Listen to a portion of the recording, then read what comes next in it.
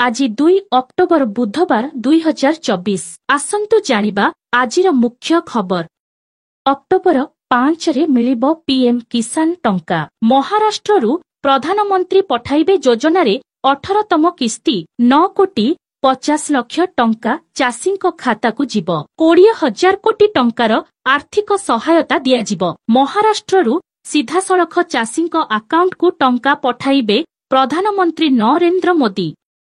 प्रधानमंत्री आवास योजना को नहीं पंचायत राज मंत्री बड़ बयान। पंचायतर राज मंत्री रवि नारायण नायक सोमवार प्रधानमंत्री आवास योजना को नहीं बड़ बयान देइछंती। मंत्री कहिछंती बापांक ठारू पुओ भिन्ने होई अलगा परिवार करिथिले भी घर मिलिबो। पूर्व सरकार रे वंचित योग्य हिताधिकारींकु चिन्हट कराजिबो। से आहुरी मध्य कहिछंती योग्यंकु 6 मास भितरे कार्यादेश देबो भाजपा सरकार।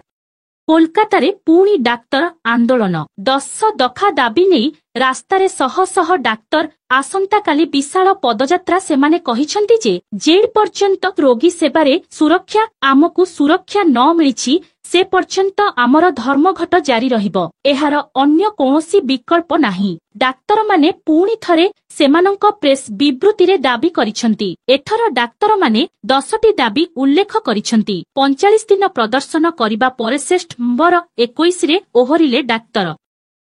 सावधान जनता। कटक उपकंठरे बुलुछि बाद। बैतरणी रे बुलुछि 17 फुटिया कुंभीर। राज्यवासींक पई आसीछि एक चिंताजनक खबर।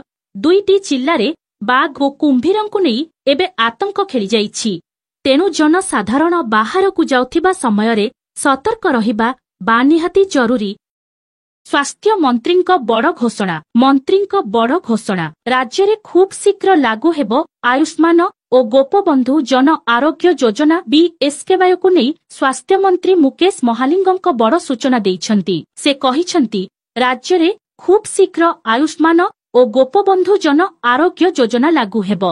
योजना लागू पाई प्रस्तुति चूड़ांत पर्याय रे पहुंचिछि। भारत सरकारंक सह एमयू हेबो से नहीं प्रस्तुति चलिछि। स्वास्थ्य मंत्री कहिछंती आयुष्मान रे 67 लाख परिवार अंतर्भुक्त हेबे। एभली देश ओ विदेशर खबर जानिबा पई आम चैनल को सब्सक्राइब करंतु। वीडियो टी भलो लागिथिले कमेंट करी कुहंतु आपणकर केउ जिल्ला।